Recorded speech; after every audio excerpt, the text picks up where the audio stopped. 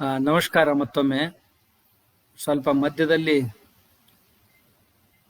ವಿದ್ಯುತ್ ಖಂಡಿತವಾಗಿತ್ತು. ನಾವು ಭಾರತೀಯರಾದಂಥವರು ಪಂಚಮಾತೆಯರನ್ನ ಮನ್ನಿಸುವಂಥವ್ರು. ಜನ್ಮ ಕೊಟ್ಟಂತ ತಾಯಿ, ಹುಟ್ಟಿದ ಈ ಭೂಮಿ, ನೀರು, ಹರಿವ ಗಂಗೆ, ಆಮೇಲೆ ಹಾಲು ಕೊಡುವಂಥ ಹಸು ಮತ್ತು ಭಗವದ್ಗೀತೆ, ಇವರನ್ನ ನಾವು ನಮ್ಮ ತಾಯಿಯ ಸ್ಥಾನದಲ್ಲಿ ಭಾವಿಸಿದ್ದೇವೆ. ತಾಯಿ ಅಂತ ಯಾರಿಗೆ ಕರೀತಾರ ಅಂದರೆ, ಯಾವಳು ನಮ್ಮ ಪಾಲನ ಪೋಷಣೆಯನ್ನು ಮಾಡ್ತಾಳೋ ಅವಳಿಗೆ ತಾಯಿ ಅಂತ ಕರೆದುಕೊಂಡು ಬರುವಂಥ ಸಂಜ್ಞೆ ನಮ್ಮಲ್ಲಿ. ಈ ಮಣ್ಣು ನಮ್ಮೆಲ್ಲರ ಪಾಲನ ಪೋಷಣೆಗೆ, ಈ ಮಾತೃಭೂಮಿ ಯಾವಳಿಗೆ ಪೃಥ್ವಿ ಅಂತ ಕರಿತೀವಿ, ವಸುಂಧರೆ ಅಂತ ಕರಿತೀವಿ. ಆ ವಸುಂಧರೆ ಅಂದರೆ ಎಲ್ಲ ವಸುಗಳನ್ನು ಧಾರಣೆ ಮಾಡಿದವಳು. ವಸು ಅಂದರೆ ಸಂಪತ್ತು, ಅನೇಕ ಪ್ರಕಾರದ ಸಂಪತ್ತನ್ನ ಧರಿಸಿದವಳು.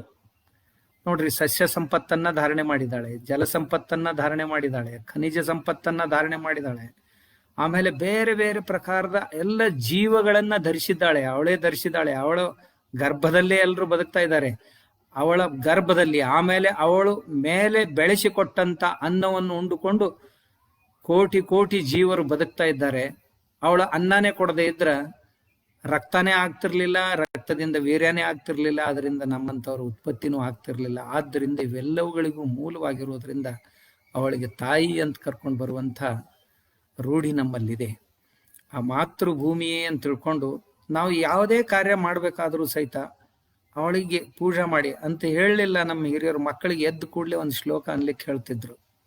ಸಮುದ್ರ ವಸನೇ ದೇವಿ ಪರ್ವತ ಸ್ತನಮಂಡಲೆ ವಿಷ್ಣುಪತ್ನೇ ನಮಸ್ತುಭ್ಯಂ ಪಾದಸ್ಪರ್ಶಂ ಕ್ಷಮಸ್ವಮೆ ಅಂತ. ಸಾಕ್ಷಾತ್ ವಿಷ್ಣು ಭಗವಂತನ ಪತ್ನಿಯವಳು, ಪರ್ವತಗಳೇ ಅವಳ ಸ್ತನಮಂಡಲಗಳು, ಅಲ್ಲಿಂದ ಹರಿದು ಬರುವ ನದಿಗಳೇ ಅಮೃತ ಧಾರೆ. ಇದೆಲ್ಲವನ್ನು ಅನುಭವಿಸುವಂಥವ್ರು ನಾವು. ಆದ್ದರಿಂದ ಆ ತಾಯಿಗೆ ನಮ್ಮ ಕಾಲು ಬಡಿದ್ರೆ ಏನೋ ಮಹಾಪರಾಧ ಆಗುತ್ತೆ ಅಂತ ತಿಳ್ಕೊಂಡು ಪಾದಸ್ಪರ್ಶಂ ಕ್ಷಮಸ್ವಮೆ, ನನ್ನ ಪಾದ ನಿನಗೆ ಬಡಿತಾ ಇದೆ ತಾಯಿ, ನನ್ನನ್ನು ಕ್ಷಮಿಸಬೇಕು ಅಂತ ಕೇಳ್ಕೊಂಡವ್ರು ನಾವು. ಇವತ್ತು ಈ ಮಂತ್ರವನ್ನು ಅಂತಾನೇ ಹೇಳ್ತೀವಿ. ನಾವು ನಮ್ಮ ಮಕ್ಕಳಿಗೆ ಈ ಮಂತ್ರವನ್ನು ಕಲಿಸ್ತೀವಿ. ಈ ಭಾವನೆ ನಮಗೆ ಈ ಮಣ್ಣಿನ ಬಗ್ಗೆ, ನಮ್ಮ ಭೂಮಿಯ ಬಗ್ಗೆ ಈ ಭಾವನೆ ನಮ್ಮಲ್ಲಿದೆ.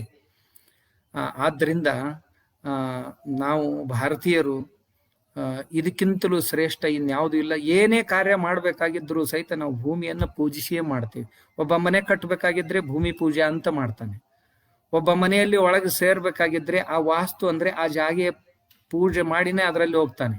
ಒಬ್ಬ ಆಟಗಾರ ಆಟ ಆಡಬೇಕಾಗಿತ್ತು ಅಂದ್ರೆ ಮಣ್ಣಿಗೆ, ಒಬ್ಬ ಮಲ್ಲ ಯುದ್ಧ ಪ್ರವೀಣನಾದಂಥ ಕುಸ್ತಿ ಪೈಲ್ವಾನ ಕುಸ್ತಿ ಆಡಬೇಕಾಗಿದ್ರೆ, ಒಬ್ಬ ಆಟಗಾರ ಯಾವುದೇ ಆಟ ಆಡಬೇಕಾಗಿದ್ರೆ ಮೊದಲು ಮಣ್ಣನ್ನ ಹಣೆಗೆ ಹಚ್ಕೊಂಡೇ ಅದರಲ್ಲಿ ಪ್ರವೇಶ ಮಾಡ್ತಾನೆ ಆಟದಲ್ಲಿ.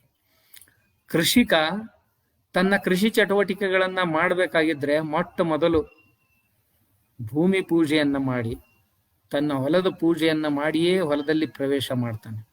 ವರ್ಷದಲ್ಲಿ 3-4 ಸಾರಿ ಬೇರೆ ಬೇರೆ ನಿಮಿತ್ತದಿಂದ ಈ ಭೂತಾಯಿಯನ್ನ ಪೂಜಿಸುವಂತ ರೂಢಿಯನ್ನ ರೈತನೂ ಇಟ್ಕೊಂಡು ಬಂದಿದ್ದಾನೆ. ಆದ್ದರಿಂದ ನಮಗೆಲ್ಲ ಮಾತೃಸ್ಥಾನದಲ್ಲಿರುವಂಥ ಈ ಭೂಮಿ. ಆದರೆ ಈ ಭೂಮಿಯನ್ನ ಕೆಡಿಸ್ಲಿಕ್ಕೆ ಕೆಲವು ಜನ ನಮಗೆ ಪ್ರೇರಣೆ ಕೊಟ್ಟರು. ಸುಮಾರು ಒಂದು 4-5 ದಶಕಗಳಿಂದ ನಾವು ಯಾವುದನ್ನ ಪೂಜಾ ಮಾಡ್ತಿದ್ದೀವೋ, ಯಾವಳನ್ನ ಪೂಜಾ ಮಾಡ್ತಿದ್ದೀವೋ ಆ ಭೂಮಿ ಮತ್ತು ಆ ನೀರನ್ನ ನಮ್ಮನ್ನ ಅದರಿಂದ ದೂರ ಸರಿಸಿ ದೂಷಿತ ಆಗುವಂತೆ ನಮಗೆ ಪ್ರೇರೇಪಣೆ ಕೊಟ್ಟರು ಕೆಲವು ಜನ. ಏನೇನೋ ಹಾಕ್ಸಿದ್ರು. ಯಾವಳಿಗೆ ನಮ್ಮ ತಾಯಿ ಅಂತ ಅಂದ್ಕೊಂಡಿದ್ದೀವಲ್ಲ, ಆ ತಾಯಿಯ ಹೊಟ್ಟೆಯಲ್ಲಿ, ಆ ತಾಯಿಯ ಹೊಟ್ಟೆಗೆ ಅಮೃತ ಹಾಕೋ ಬದಲಿಗೆ ವಿಷವನ್ನ ಹಾಕ್ಲಿಕ್ಕೆ ಕಲಿಸಿದ್ರು ನಮಗೆ. ನಾವು ಕೇಳಲಿಲ್ಲ, ಇದು ಏನು, ನಮ್ಮ ಭೂಮಾತೆಗೆ ಇದು ಸರಿನಾ ಹಾಕೋದು ಅಂತ ನಾವು ಕೇಳಲಿಲ್ಲ. ಕಣ್ಣು ಮುಚ್ಕೊಂಡು ಹಾಕಿಬಿಟ್ಟಿವಿ. ಪರಿಣಾಮ ಏನಾಯಿತು ಅಂತಂದ್ರೆ, ಇವತ್ತು ಮಣ್ಣಿನ ಸ್ವಾಸ್ಥ್ಯ ಸರಿಯಾಗಿಲ್ಲ. ವೈಜ್ಞಾನಿಕ ಭಾಷೆಯಲ್ಲಿ ಹೇಳೋದಾದ್ರೆ ಮಣ್ಣಿನ ಸ್ವಾಸ್ಥ್ಯ ಸರಿಯಾಗಿಲ್ಲ, ಈ ಭೂತಾಯಿಯ ಸ್ವಾಸ್ಥ್ಯ ಸರಿಯಾಗಿಲ್ಲ, ಆರೋಗ್ಯ ಚೆನ್ನಾಗಿಲ್ಲ. ಹೇಗೆ ಒಬ್ಬ ಇವತ್ತಿನ ದಿವಸ ಎಲ್ಲಿಗೆ ಬಂದಿದೆ, ಏನಾದ್ರೂ ಬಿತ್ಕೊಳ್ಬೇಕಾದ್ರೆ ಮೊದಲು ನಮ್ಮ ಮಣ್ಣು ಹೇಗಿರ್ತಿತ್ತು ಅಂತಂದ್ರೆ, ಗಾದಿ ಮೇಲೆ ನಡೆದಾಡಿದ್ರೆ ಹೇಗನ್ನಿಸ್ತಿತ್ತೋ ಹಾಗನ್ನಿಸ್ತಿತ್ತು. ಅದು ಕಾಂಪ್ಯಾಕ್ಟ್ ಆಗಿರ್ಲಿಲ್ಲ, ಹಾರ್ಡ್ ಆಗಿರ್ಲಿಲ್ಲ, ಅಷ್ಟು ಮೃದುವಾಗಿತ್ತು. ಗಾದಿಯ ಮೇಲೆ ನಡೆದ ಹಾಗೆ ಅನಿಸ್ತಿತ್ತು ಮಣ್ಣಿನ ಮೇಲೆ ನಡೆದ್ರೆ. ಆದ್ರೆ ಇವತ್ತಿನ ದಿವಸ ಹೊಲದಲ್ಲಿ ನಡೆದ್ರೆ ಬಂಡೆ ಮೇಲೆ ನಡೆದಂತೆ ಅನಿಸುತ್ತೆ. ಯಾಕೆ ಅಂದ್ರೆ ಆ ಮಣ್ಣು ಜೀವಂತವಾಗಿಲ್ಲ, ಮಣ್ಣು ಮೃತಾವಸ್ಥೆಯ ಕಡೆಗೆ ನಡೆದಿದೆ. ಮಣ್ಣಿನ ಆರೋಗ್ಯ ಚೆನ್ನಾಗಿಲ್ಲ, ಮಣ್ಣಿನ ಲಕ್ಷಣಗಳು ಯಾವ ಉಳಿತಾ ಇಲ್ಲ. ಹೇಗೆ ಇವತ್ತು ನಮ್ಮ ಒಕ್ಕಲಿಗರು ಅಥವಾ ರೈತರ ಪರಿಸ್ಥಿತಿ ಏನಾಗಿದೆ ಅಂದ್ರೆ ಬರೀ ಶೋಷಣೆ ಮಾಡೋದಕ್ಕೆ ನಿಂತಿದ್ದಾನೆ ನಮ್ಮ ರೈತ. ಪೋಷಣೆ ಮಾಡುವುದರ ಬದಲಾಗಿ ಪೋಷಿಸಿ ಆ ಮಾತೃಭೂಮಿಯನ್ನ ಅಥವಾ ಈ ಪೃಥ್ವಿಯನ್ನ ಪೋಷಿಸಿ, ಭೂತಾಯಿಯನ್ನ ಪೋಷಿಸಿ ಅವಳಿಂದ ಪಡೆಯಬೇಕಾಗಿತ್ತು. ಆದ್ರೆ ಪೋಷಣೆ ಮಾಡೋದನ್ನು ಬಿಟ್ಟು ಶೋಷಣೆ ಮಾಡೋದಕ್ಕೆ ನಿಂತೆ. ಹೇಗೆ ಅಂದ್ರೆ ಇವತ್ತು ಯಾವ ಬೆಳೆಗಳೂ ಸಹಿತ ಹಾಗೆ ಬರೋದಿಲ್ಲ. ಈ ಭೂಮಿ ತಾಯಿಗೆ ಏನಾದ್ರೂ ಕೊಟ್ಟೆ ಅವಳಿಂದ ಪಡಿಬೇಕು, ಆ ಸ್ಥಿತಿಗೆ ಬಂದಿದೆ. ಏನು ಅಂದ್ರೆ ಜೋಳ ಬೆಳಿಬೇಕಾಗಿದ್ರೆ ಇದನ್ನ ಕೊಟ್ರನೇ ಜೋಳ ಬೆಳುತ್ತೆ, ದ್ರಾಕ್ಷಿ ಬೆಳಿಬೇಕಾಗಿದ್ರೆ ದ್ರಾಕ್ಷಿಗೆ ಇದನ್ನ ಕೊಟ್ರನೇ ದ್ರಾಕ್ಷಿ ಬರುತ್ತೆ, ಅಡಿಕೆ ಬೇಕಾಗಿತ್ತು ಅಂದ್ರೆ ಅಡಿಕೆಗೆ ಇದನ್ನ ಕೊಟ್ರನೇ ಅಡಿಕೆ ಬರ್ತವೆ, ಟೆಂಗ್ ಬರ್ಬೇಕಾಗಿತ್ತು ಅಂದ್ರೆ ಇದನ್ನ ಕೊಟ್ರೆ ಟೆಂಗ್ ಬರುತ್ತೆ, ರಾಗಿಗೆ ಇದನ್ನ ಕೊಟ್ರೆ ರಾಗಿ ಬರುತ್ತೆ, ಹತ್ತಿಗೆ ಇದನ್ನ ಕೊಟ್ರೇನೆ ಹತ್ತಿ ಬರುತ್ತೆ ಅನ್ನೋ ಸ್ಥಿತಿಗೆ ಬಂತು. ಯಾಕೆಂದ್ರೆ ಎಲ್ಲಿಗೆ ಅಂದ್ರೆ ನಮ್ಮ ಗ್ರಾಮಗಳಲ್ಲಿ ಕೆಲವು ಸಾರಿ ಕೆಲಸದ ಒತ್ತಡ ಕೃಷಿಕನಿಗೆ ಹೆಚ್ಚಿಗೆ ಬಿತ್ತು ಅಂದ್ರೆ ಅವ ಏನ್ ಮಾಡ್ತಾನ ಅಂದ್ರೆ ತನ್ನ ಕೆಲಸ ಮಾಡಿಸ್ಕೊಳ್ಳೋದಕ್ಕಾಗಿ ಊರಲ್ಲಿ ಕುಡುಕರಂತಿರ್ತಾರಲ್ಲ, ಕುಡುಕರು ಶರೆ ಕುಡಿಯೋರು, ಅವ್ರನ್ನ ಹಿಡ್ಕೊಂಡು ಬಾ ನನ್ನ ಹೊಲದಲ್ಲಿ ಕೆಲಸ ಇದೆ ಅಂತ ಹೇಳ್ತಾನೆ. ಅವನೆಂತಾನೆ ಏನ್ ಕೆಲಸ ಮಾಡೋದು, ಇಂತಿಂತ ಕೆಲಸ ನನಗೆ ಆಗ ಮಾಡ್ಲಿಕ್ಕೆ ಆಗೋದಿಲ್ಲ, ನನ್ಗೆ ಗೊತ್ತಿದೆ ನಿನ್ಗೆ ಏನ್ ಬೇಕು ಅಂತ. ಆತನಿಗೆ ಚೆನ್ನಾಗಿ ಶರೆ ಕುಡಿಸಿ ಅವನಿಂದ ಸಿಕ್ಕಾಪಟ್ಟೆ ಕೆಲಸ ಮಾಡ್ಕೊತಾನೆ. ಆ ಸೆರೆ ಅಮಲು ಇಳಿತು ಅಂತಂದ್ರೆ ಆ ಮನುಷ್ಯ ಹೋಗಿ ಮಲ್ಕೊಂಡ್ ಬಿಡ್ತಾನೆ ಗಿಡದ ಕೆಳಗೆ, ಅವ್ನಿಗೇನು ಮಾಡ್ಲಿಕ್ಕೆ ಆಗೋದಿಲ್ಲ. ಎಲ್ಲಿಯವರೆಗೆ ಅಮಲು ಇದೆಯೋ ಅಲ್ಲಿವರೆಗೇನೆ ಅವ್ನು ಕೆಲಸ ಮಾಡ್ತಾನೆ. ಹಾಗೆ ಇವತ್ತು ನಮ್ಮ ಭೂಮಿಯ ಸ್ಥಿತಿ ಏನಾಗಿದೆ ಅಂದ್ರೆ, ಒಬ್ಬ ರೋಗಿಯ ಸ್ಥಿತಿ ಹೇಗಾಗಿದೆ ಅಲ್ಲ ಹಾಗೆ ನಮ್ಮ ಭೂಮಾತೆಯ ಸ್ಥಿತಿ ಆಗಿದೆ. ಆ ರೋಗಿಗೆ ಬೆಳಗ್ಗೆ ಎದ್ದು ಕೂಡಲೇ ಒಂದು ಮಾತ್ರೆ ಕೊಡಬೇಕು, ಉಪಹಾರ ಮಾಡುವಾಗ ಒಂದು ಮಾತ್ರೆ ಕೊಡಬೇಕು, ಊಟ ಮಾಡೋಕ್ಕಿಂತ ಮುಂಚೆ ಒಂದು ಮಾತ್ರೆ, ಊಟ ಮಾಡಿದ ನಂತರ ಒಂದು ಮಾತ್ರೆ, ರಾತ್ರಿ ನಿದ್ದೆ ಮಾಡೋದಕ್ಕೆ ಒಂದು ಮಾತ್ರೆ ಕೊಡಬೇಕು, ಎದ್ದು ಕೂಡ್ಲೇನು ಒಂದು ಮಾತ್ರೆ ತಗೊಳ್ಬೇಕು, ಅಂದ್ರನೇ ಅವನು ಎಲ್ಲ ಕೆಲಸ ಮಾಡ್ತಾನೆ. ಹಾಗೆ ಇವತ್ತು ನಮ್ಮ ಭೂಮಿಯ ಸ್ಥಿತಿ ಏನಾಗಿದೆ ಅಂದ್ರೆ ಬರೇ ಮಾತ್ರೆಗಳ ಮೇಲೇನೆ ಭೂಮಿ ನಿಂತಿದೆ ಏನು ಅಂತ. ಏನಾದ್ರೂ ಹಾಕಿದ್ರೇನೆ ಭೂಮಿ ಕೆಲಸ ಮಾಡುತ್ತೆ. ರಾಸಾಯನಿಕ ಗೊಬ್ಬರಗಳನ್ನ ಹಾಕಿದ್ರೆ ಮತ್ತೇನೋ ಪೆಸ್ಟಿಸೈಡ್ ಹಾಕಿದ್ರೇನೆ ಬೆಳೆ ಬರುತ್ತೆ, ಇರ್ಲಿಕ್ಕೆ ಇಲ್ವೇ ಇಲ್ಲ ಅನ್ನೋ ಸ್ಥಿತಿಗೆ ಬಂದು ನಿಂತಿದೆ. ಅವಳ ಸ್ವಂತದ ಸಾಮರ್ಥ್ಯ ಏನಿದೆ ಅಲ್ಲ ಅದನ್ನೆಲ್ಲ ಹಾಳುಗೆಡು ಬಿಟ್ಟಿದ್ದೇವೆ ನಾವೆಲ್ಲ ರೈತರಂತ ಹೇಳಿಸ್ಕೊಂಡವರು. ಆ ಭೂತಾಯಿಯ ಸಾಮರ್ಥ್ಯವನ್ನ ಎಲ್ಲ ನಮ್ಮ ಸ್ವಾರ್ಥದ ಕಾರಣವಾಗಿ ಅವಳ ಶೋಷಣೆಯನ್ನ ಮಾಡಿ ಮಾಡಿ ಮಾಡಿ ಮಾಡಿ ಇವತ್ತೇನು ಅವಳನ್ನ ನಿಶಕ್ತಳನ್ನಾಗಿ ಮಾಡಿಬಿಟ್ಟಿದ್ದೇವೆ ಆ ತಾಯಿಯನ್ನು. ನಾವು ಹೇಳ್ತೇವೆ ಭೂತಾಯಿ, ಆ ತಾಯಿ, ಈ ತಾಯಿ ಅಂತ. ಆದ್ರೆ ಆ ಭೂತಾಯಿಗೆ ಯಾರಾದ್ರೂ ಇಂಥ ವಿಷಗಳನ್ನ ಹಾಕ್ಲಿಕ್ಕೆ, ನಮ್ಮ ತಾಯಿ ಇದ್ದಾಳೆ ಮನೆಯಲ್ಲಿ, ಆ ತಾಯಿ ಯಾವ ತಾಯಿ ನಮಗೆ ಜನ್ಮ ಕೊಟ್ಲು, ನಮ್ಮನ್ನ ಹಾಲು ಉಣಿಸಿ ಬೆಳೆಸಿದ್ಲು, ನಮಗೆ ಉಣಿಸಿ ತಿನ್ನಿಸಿ ಬೆಳೆಸಿದ್ಲು, ದೊಡ್ಡವರನ್ನಾಗಿ ಮಾಡಿದ್ಲು, ಆ ತಾಯಿಗೆ ನಾವು ವಿಷ ಹಾಕಿದ್ರೆ ಹೇಗಾಗುತ್ತೆ? ಹಾಗೆ ಈ ಭೂತಾಯಿ ಅಂತ ಏನಿದಾರೆ ನಮ್ಮ ಪಾಲನೆ ಪೋಷಣೆಯನ್ನು, ನಮ್ಮನ್ನ, ಪಶುಗಳನ್ನ, ಪಕ್ಷಿಗಳನ್ನ ಎಲ್ಲರನ್ನೂ ಪೋಷಿಸುವಂಥವಳು ಇವಳು. ಅವಳನ್ನ ನಾವು ಶೋಷಣೆ ಮಾಡಿದ್ದೇವೆ, ಏನೇನೋ ಹಾಕಿ. ಅವಳ ಪ್ರಕೃತಿಯನ್ನು ಸರಿಯಾಗಿಲ್ಲ. ಎಲ್ಲಿಯವರೆಗಾಗಿದೆ ಅಂದ್ರೆ ಒಂದು 30-35 ವರ್ಷಗಳ ಹಿಂದೆ 3% ಇರುವಂತ ಸಾಯಿಲ್ ಕಾರ್ಬನ್ ಸಾವಯವ ಇಂಗಾಲ ಇವತ್ತು 0.2% ಬಂದು ನಿಂತಿದೆ. ಇನ್ನೇನು ಉಳಿದಿದೆ ಅದರಲ್ಲಿ? ಎಷ್ಟು ಶೋಷಣೆ ಮಾಡಿದ್ದೇವೆ. ಇವತ್ತು ಎಷ್ಟೇ ಮಳೆ ಬಿದ್ದರೂ ಸಹಿತ ನೀರು ಭೂಮಿ ಆಳಕ್ಕೆ ಇಳಿತಾ ಇಲ್ಲ, ಹೊರಗಡೆ ಮೇಲಿಂದ ಮೇಲೇನ ಓಡಿ ಹೋಗ್ತಾ ಇದೆ. ಆಮೇಲೆ ಭೂಮಿಯಲ್ಲಿ ನೀರನ್ನ ಇಡುವಂತ, ಹವೆಯನ್ನ ಹಿಡಿದಿಟ್ಕೊಡುವಂತ ಸಾಮರ್ಥ್ಯನೇ ಉಳಿದಿಲ್ಲ. ಹಾಗಾದ್ರೆ ಬೆಳೆಗಳು ಬರೋದು ಹೇಗೆ? ಭೂಮಿ ಕಾಂಪ್ಯಾಕ್ಟ್ ಆಗಿಬಿಟ್ಟಿದೆ, ಕಾಂಪ್ಯಾಕ್ಟ್ ಆಗಿದೆ. ಈ ಎಲ್ಲ ಜೀವಾಣುಗಳು ಸತ್ತು ಹೋಗಿವೆ. ರಸಗೊಬ್ಬರಗಳನ್ನ ಹಾಕಿ ಹಾಕಿ ಹಾಕಿ ಜೀವಾಣುಗಳನ್ನ ಕೊಂದು ಹಾಕಿದೀವಿ ಎಲ್ಲ. ಈಗ ಮರಳಿ ಅವುಗಳನ್ನ ತಯಾರಿಸಬೇಕು ಅಂತ ತಿಳ್ಕೊಂಡು, ಇದು ಬಹುತೇಕ ಜನರ ಗಮನಕ್ಕೆ ಬರಲಿಲ್ಲ, ಆದ್ರೂ ಇವತ್ನೂ ಬರ್ತಾ ಇಲ್ಲ ಅಂತ ತಿಳ್ಕೊಂಡು ನಮ್ಮ ರಾಷ್ಟ್ರೀಯ ಸ್ವಯಂ ಸೇವಕ ಸಂಘ ಇದರ ಕುರಿತು ವಿಚಾರ ಮಾಡಿ, ಹಾಗಾದ್ರೆ ಎಲ್ಲರೂ ಹೀಗೆ ಶೋಷಣೆ ಮಾಡ್ತಾನೆ ಹೋದ್ರೆ ಇನ್ನು ಮುಂದಿನ ಪೀಳಿಗೆಗಾಗಿ ಏನು ಉಳಿಯುತ್ತ ನಮ್ಮ ದೇಶದಲ್ಲಿ? ಯಾರು ವಿಚಾರ ಮಾಡ್ತಿಲ್ವಲ್ಲ, ಯಾಕೆ ಅಂತ ತಿಳ್ಕೊಂಡು ವಿಜ್ಞಾನಿಗಳನ್ನ ಕರ್ಕೊಂಡು ಕೂತು, ಇನ್ನು ಕೃಷಿಕರನ್ನ, ಪ್ರಗತಿಶೀಲ ಕೃಷಿಕರನ್ನ ಎಲ್ಲ ಕರ್ಕೊಂಡು ಕೂತು, ಹಾಗಾದ್ರೆ ಏನು ಉಪಚಾರ ಮಾಡಬೇಕು? ಈ ಭೂತಾಯಿಯನ್ನ ಉಳಿಸ್ಬೇಕಲ್ಲ. ಎಲ್ಲಿಗೆ ಬಂದಿದೆ ಅಂದ್ರೆ ಇವತ್ತು ಒಟ್ಟು ನಮ್ಮ ಭೂಮಿ 329 ದಶಲಕ್ಷ ಹೆಕ್ಟರ್ ನಮ್ಮ ದೇಶದ ಭೂಮಿ. ಇದರಲ್ಲಿ 175 ದಶಲಕ್ಷ ಹೆಕ್ಟರ್ ಭೂಮಿ ಉಳುವಂಥದ್ದು, ಉಳಿದದ್ದು ಹಾಗೆ ಬಿದ್ದಂಥದ್ದು. ಉಳುವಂತಹ ಭೂಮಿಯಲ್ಲಿ ಪ್ರತಿ ವರ್ಷ ಏನೇನೇನೇನೋ ಕಾರಣಗಳಿಂದ ಭೂಮಿ ಕಡಿಮೆ ಆಗ್ತಾ ಇದೆ. ಶಹರೀಕರಣದ ಕಾರಣದಿಂದ ಭೂಮಿ ಕಡಿಮೆ ಆಗ್ತಾ ಇದೆ. ರೋಡುಗಳ ಅಗಲ ಮಾಡುವುದರ ಕಾರಣದಿಂದ, ವಿಸ್ತಾರೀಕರಣದಿಂದ, ಈ ನಮ್ಮ ಲೈಟ್ ಹೈಟೆನ್ಷನ್ ಟವರ್ಗಳು ಹೋಗ್ತಾ ಇರೋದ್ರಿಂದ, ಉದ್ದಿಮೆಗಳು ಬರ್ತಾ ಇರೋದ್ರಿಂದ, ಬೇರೆ ಬೇರೆ ಕಾರಣಗಳಿಗಾಗಿ ಇಂಡಸ್ಟ್ರಿ ಬರ್ತಾ ಇರೋದು ಎಲ್ಲ ಭೂಮಿ ಕಡಿಮೆ ಆಗ್ತದೆ. ಆಮೇಲೆ ಈಗ ಬೆಳೆಯುವಂತ ಭೂಮಿ ಏನಿದೆ ಅದರಲ್ಲಿ ಸುಮಾರು 30% ಭೂಮಿ ಈ ರಾಸಾಯನಿಕ ಗೊಬ್ಬರಗಳು ಮತ್ತೇನೇನೋ ಸುಡುಗಾಡು ಮಾಡಿ ಅದು ಹಾಳಾಗುವಂತ ಸ್ಥಿತಿಗಿದೆ, ಕ್ಷಾರಯುಕ್ತವಾಗಿದೆ, ಮತ್ತಿನ್ನೇನೇನೇನೇನೋ ಕಾರಣದಿಂದ ಭೂಮಿ ಹಾಳಾಗಿದೆ. ಅದು ಅದರ ಪ್ರಮಾಣ ಸಣ್ಣದಲ್ಲ, 30% ಭೂಮಿ ಹಾಳಾಗ್ತಾ ಇದೆ. ಹಾಗಾದ್ರೆ ಹೀಗೆ ಪ್ರತಿ ವರ್ಷ ಭೂಮಿ ಹಾಳಾಗ್ತಾ ಹೋಯ್ತು ಅಂದ್ರ ಸವಕಳಿ ಆಗ್ತಾ ಹೋಯ್ತು ಅಂತಂದ್ರೆ ಪ್ರತಿ ವರ್ಷ 1 ಎಕರೆಯಿಂದ 15 ಟನ್ಗಿಂತಲೂ ಹೆಚ್ಚು ಮಣ್ಣು ಹಾಳಾಗ್ತಾ ಇದೆ. 1 ಸೆಂಟಿಮೀಟರ್ ಅಥವಾ ಇಂಚ್ ಮಣ್ಣು ತಯಾರಾಗಬೇಕಾದ್ರೆ 100 ವರ್ಷಗಳು ಬೇಕಾಗ್ತಾವು. ಆದ್ರೆ ಪ್ರತಿ ವರ್ಷ ಈ ರೀತಿ ಹಾಳಾಗ್ತಾ ಹೊರಡ್ತು ಅಂತಂದ್ರೆ ಯಾಕೆಂತಂದ್ರೆ ಈ ಮಣ್ಣನ್ನು ಉಳಿಸುವಂತ ಗಿಡಗಳು ಹೋದು, ಈ ಮಣ್ಣನ್ನ ಉಳಿಸುವಂತ ಗೊಬ್ಬರಗಳು ಭೂಮಿಯಿಂದ ದೂರ ಆಗ್ಬಿಟ್ಟು. ಯಾಕಂದ್ರೆ ಪಶುಗಳಿದ್ರು ಊರಲ್ಲಿ ಮನೆಯಲ್ಲಿ ಅಂದ್ರೆ ಆ ಪಶುಗಳ ಗೊಬ್ಬರದಿಂದ ನಾವು ಭೂಮಿಯನ್ನ ಚೆನ್ನಾಗಿ ತೃಪ್ತವಾಗಿ ಇಡ್ಲಿಕ್ಕೆ ಸಾಧ್ಯ ಆಗ್ತಿತ್ತು, ಅದೆಲ್ಲ ಹೋಯ್ತು. ಹೀಗಾಗಿ ಮಣ್ಣು ಇವತ್ತು ಬರಡಾಗ್ತಾ ಇದೆ. ಈ ಭೂತಾಯಿಯನ್ನು ಉಳಿಸ್ಬೇಕು ಅಂತ ತಿಳ್ಕೊಂಡು ರಾಷ್ಟ್ರೀಯ ಸ್ವಯಂ ಸೇವಕ ಸಂಘದ ಹಿರಿಯರು, ದೇಶದ ಕೃಷಿಕರು, ವಿಜ್ಞಾನಿಗಳು ಇವರೆಲ್ಲರ ಜೊತೆ ಕೂತು ಚಿಂತನೆ ಮಾಡಿ ಏನ್ ಮಾಡಬೇಕು, ಹಾಗಾದ್ರೆ ಇದಕ್ಕೊಂದು ಅಭಿಯಾನ ಆರಂಭ ಮಾಡಬೇಕು. ಏನು? ಭೂಮಿ ಸುಪೋಷಣೆಗಾಗಿ ಭೂತಾಯಿಯನ್ನ ದಷ್ಟಪುಷ್ಟಗೊಳಿಸುವಂಥ ಒಂದು ಅಭಿಯಾನವನ್ನ ಆರಂಭಿಸಬೇಕು ಅಂತ ತಿಳ್ಕೊಂಡು ಒಂದು ಅಭಿಯಾನ ಆರಂಭ ಮಾಡಿದ್ರು. ಅದರ ಹೆಸರೇ ಭೂಮಿ ಸುಪೋಷಣ ಮತ್ತು ರಕ್ಷಣೆಗಾಗಿ ರಾಷ್ಟ್ರೀಯ ಸ್ತರದ ಒಂದು ಜನ ಅಭಿಯಾನವನ್ನ ಆರಂಭಿಸಬೇಕು.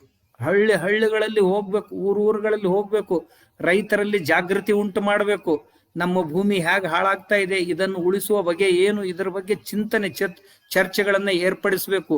ಮಾತೃಭೂಮಿಯ ಬಗ್ಗೆ ಅಥವಾ ಈ ಭೂತಾಯಿಯ ಬಗ್ಗೆ ನಮ್ಮ ರೈತರಲ್ಲಿ ಜಾಗೃತಿಯನ್ನು ಉಂಟು ಮಾಡಬೇಕು ಅಂತ ತಿಳ್ಕೊಂಡು ಈ ಭೂಮಿ ಸುಪೋಷಣ ಅಭಿಯಾನ ಆರಂಭ ಆಯಿತು. ಭೂಮಿ ಬೇರೆ ಬೇರೆ ಕಾರಣಗಳಿಂದ ಎಲ್ಲ ಹಾಳಾಗುವ ಸ್ಥಿತಿಗೆ ಬಂದಿದೆಯಲ್ಲ, ಈ ಭೂಮಿಯನ್ನ ಮತ್ತೆ ದಷ್ಟಪುಷ್ಟಗೊಳಿಸ್ಬೇಕು. ಏನ್ ಮಾಡ್ಬೇಕು? ಇದಕ್ಕೆ ಹಸುಗಳನ್ನ ಮನೆಯಲ್ಲಿ ಸಾಕ್ಬೇಕು. 1 ದೇಶಿ ಹಸು ಸಾಕಿದ್ರೆ ಅದರ 1 ಗ್ರಾಮ್ ಗೊಬ್ಬರದಲ್ಲಿ 400 ಕೋಟಿ ಜೀವಾಣುಗಳನ್ನ ನಿರ್ಮಾಣ ಮಾಡುವಂತ ಬಯೋಮಾಸ್ನಿಂದ 400 ಕೋಟಿ ಜೀವಾಣುಗಳನ್ನ ನಿರ್ಮಾಣ ಮಾಡುವಂತ ಸಾಮರ್ಥ್ಯ ಇದೆ. ಅಂತ ಒಂದು ಹಸು ಪ್ರತಿಯೊಬ್ಬ ರೈತನ ಮನೆಯಲ್ಲಿ ಬರಬೇಕು. ಅವಳು ತಾಯಿಯ ಸ್ಥಾನದಲ್ಲಿದ್ದಂಥವಳು ಹಸು. ಅವಳ ಮಲಮೂತ್ರಗಳನ್ನ ಬಳಸಿ ನಮ್ಮ ಮಣ್ಣನ್ನ ದಷ್ಟಪುಷ್ಟಗೊಳಿಸ್ಬೇಕು. ಹಸಿರು ಗೊಬ್ಬರದಿಂದ ದಷ್ಟಪುಷ್ಟಗೊಳಿಸ್ಬೇಕು. ಕಂಪೋಸ್ಟ್ ಗೊಬ್ಬರದಿಂದ ಬಯೋಮಾಸ್ ಅನ್ನ ಬಳಸಿ ದಷ್ಟಪುಷ್ಟಗೊಳಿಸ್ಬೇಕು. ಬೆಳೆಗಳ ಕಾಲ್ಗೈ ಮಾಡಿ ಏಕದಳ ದ್ವಿದಳ, ಈ ವರ್ಷ ಆಮೇಲೆ ಒಂದು ಬೆಳೆ ಬೆಳೆದ್ರೆ ಮುಂದಿನ ವರ್ಷ ಇನ್ನೊಂದು ಬೆಳೆ ಬೆಳಿಬೇಕು ಅನ್ನುವ ಅರ್ಥದಲ್ಲಿ. 5ನೇದಾಗಿ ಭೂಮಿಗೆ ಸ್ವಲ್ಪ ವಿಶ್ರಾಂತಿ ಕೊಡಬೇಕು. ಆ ವಿಶ್ರಾಂತಿ ಕೊಡುವುದರ ಮೂಲಕ ಭೂಮಿಯನ್ನ ದಷ್ಟಪುಷ್ಟಗೊಳಿಸ್ಬೇಕು. ಆಮೇಲೆ ಭೂಮಿಯನ್ನ ದಷ್ಟಪುಷ್ಟಗೊಳಿಸುವುದಕ್ಕಾಗಿ ಈಗ ಬೆಳೆಯೋದಕ್ಕಾಗಿ ನಾವು NPK ಏನ್ ಬೆಳಿತಿದ್ದೇವೆ, ಇವೇ NPK ಸಾವಯವ ಪದ್ಧತಿಯಿಂದ ಕೊಡ್ಲಿಕ್ಕೆ ಸಾಧ್ಯ ಇದೆ ಅಲ್ಲ, ಅವುಗಳನ್ನ ಬಳಸಬೇಕು. ಆಮೇಲೆ ಪ್ರತಿಯೊಬ್ಬರು ಬೇರೆ ಬೇರೆ ಬೇರೆ ಬೇರೆ ಪ್ರಯೋಗಗಳನ್ನು ಮಾಡ್ತಾ ಇದ್ದಾರೆ. ಇವೆಲ್ಲವುಗಳನ್ನ ಮಾಡಿ ಈ ಭೂಮಿಯನ್ನ ಮತ್ತೆ ಒಂದ್ಸಾರಿ ದಷ್ಟಪುಷ್ಟ ಮಾಡಿ ಈ ಭೂತಾಯಿಯನ್ನ ರಕ್ಷಿಸಬೇಕು ಅಂತ ತಿಳ್ಕೊಂಡು ಈ ಅಭಿಯಾನ ಆರಂಭ ಆಗಿದೆ. ಅದಕ್ಕಾಗಿ ದೇಶದ ಸುಮಾರು 30-35 ಸಂಸ್ಥೆಗಳು, ದೊಡ್ಡ ದೊಡ್ಡ ಸಂಸ್ಥೆಗಳು, ರಾಷ್ಟ್ರೀಯ ಸ್ವಯಂ ಸೇವಕದ ಎಲ್ಲ ಅಂಗ ಸಂಸ್ಥೆಗಳು, ಆಮೇಲೆ ಪತಂಜಲಿ ಯೋಗ ಸಂಸ್ಥೆ, ಆಮೇಲೆ ಗಾಯತ್ರಿ ಪೀಠ, ಉತ್ತರ ಭಾರತದಲ್ಲಿ ಬಹು ಪ್ರಭಾವಿ ಸಂಸ್ಥೆಗಳಿವೆ. ಕೋಟಿ ಜನ ಭಕ್ತರನ್ನು ಹೊಂದಿರುವಂತಹ ಸಂಸ್ಥೆಗಳು. ಆಮೇಲೆ ಶ್ರೀ ರವಿಶಂಕರ್ ಅವರ ಸಂಸ್ಥೆ, ಜಗ್ಗಿ ವಾಸುದೇವ್ಜಿ ಅವರ ಸಂಸ್ಥೆ, ಆಮೇಲೆ ಸುತ್ತೂರು ಮಠದ JSS ಸಂಸ್ಥೆ, ಗುಜರಾತಿನ ಮುಕ್ತಾನಂದ ಬಾಪು ಅವರ ಬ್ರಹ್ಮಾನಂದ ಪೀಠದ ಸಂಸ್ಥೆ, ಸಿದ್ಧಗಿರಿ ಮಠ ಕಣೇರಿ ಮಠದ ಸಂಸ್ಥೆ, ನಮ್ಮ ತೀರ್ಥಹಳ್ಳಿಯ ಸಾವಯವ ನಮ್ಮ ಅರುಣ್ಜಿಯವರ ಸಂಸ್ಥೆ, ಆಮೇಲೆ ಕರ್ನಾಟಕದ ಸಾವಯವ ಕೃಷಿ ಪರಿವಾರ ಅಂತೇನಿದೆ ಆ ಪರಿವಾರ ಆಗಲಿ, ಅಥವಾ ಮಧ್ಯಪ್ರದೇಶದಲ್ಲಿದೆ, ಗುಜರಾತ್ನಲ್ಲಿ ಕೆಲವು ಸಂಸ್ಥೆಗಳಿವೆ, ನಮ್ಮ ಮನೋಜ್ಜಿ ಸೋಳಂಕಿ ಅಂತಿದ್ದಾರೆ, ಅವ್ರ ರಾಮಕೃಷ್ಣ ಸಂಸ್ಥೆ, ನಮ್ಮ ಜಯರಾಮ್ಜಿ ಪಾಟೀದಾರ್ ಅಂತಿದ್ದಾರೆ ಮಧ್ಯಪ್ರದೇಶದಲ್ಲಿ, ಅವ್ರದ್ದು ಸಂಸ್ಥೆ ಇದೆ. ಹೀಗೆ ದೇಶದ ಸುಮಾರು ಸಂಸ್ಥೆಗಳು ಈ ಕಾರ್ಯಕ್ರಮವನ್ನು ಕೈಗೆ ತಗೊಂಡಿವೆ. ಊರೂರುಗಳಿಗೆ ಹೋಗ್ಬೇಕು, ರೈತರಿಗೆ ಇದನ್ನ ತಿಳುವಳಿಕೆ ಕೊಡಬೇಕು. ಅದನ್ನು ಸಹಿತ ಚೆನ್ನಾಗಿ ನಾವು ಯೋಜನೆಯನ್ನ ಹಾಕಿಕೊಂಡು ಪ್ರತಿಯೊಬ್ರು, ಹಾಗಾದ್ರೆ ಪ್ರತಿಯೊಂದು ಹಳ್ಳಿ ಎಷ್ಟು ರೈತರನ್ನ ನಾವು ಸಂಪರ್ಕಿಸ್ಲಿಕ್ಕೆ ಸಾಧ್ಯ ಅಷ್ಟು ರೈತರನ್ನ ಸಂಪರ್ಕಿಸಬೇಕು.